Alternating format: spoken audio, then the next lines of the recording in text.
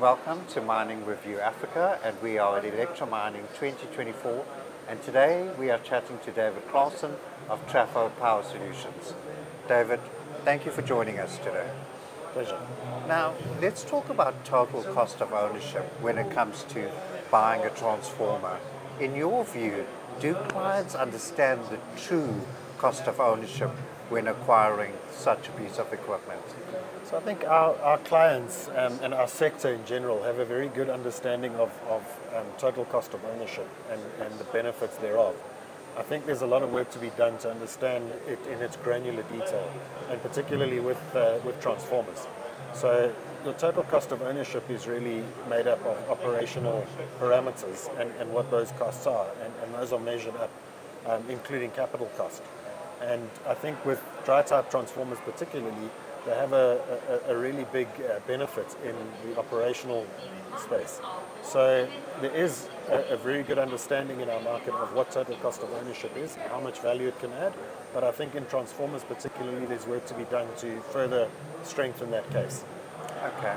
Now, what are some of the factors that you need to consider when determining total cost of ownership of a transformer? So it really is made up of the capital cost of the transformer, the electricity cost of the transformer, in other words, how much you're paying for kilowatt hours, and this speaks to the losses of the transformer. And then how much does it cost you to maintain the transformer? So those are the key aspects, and the capital cost over the lifetime of a transformer actually makes up a very small component of it. And it really comes down to how much you're spending to maintain it. And with dry type transformers, it is very, very low operational cost. And that is where the focus should be for long-term use of transformers.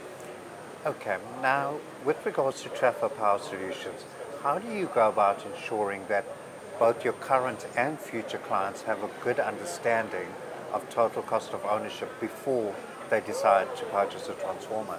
So we have various tools that we are able to demonstrate to our clients what the saving would be, and by choosing an energy efficient transformer, let's say, or also what the difference between cost would be over a 30-year life cycle of an oil transformer versus a dry type transformer. So these calculations are done by us and they're verifiable, and we are able to showcase that to our clients at the proposal stage already, which helps them with their decision-making process. Okay. Finally, David, you've touched on dry type transformers. Is this the better option when it comes to total cost of ownership? Absolutely. From a operational perspective, it is significantly more cost effective to operate dry type transformers than it is for oil. That being said, dry type transformers will never replace oil transformers in totality.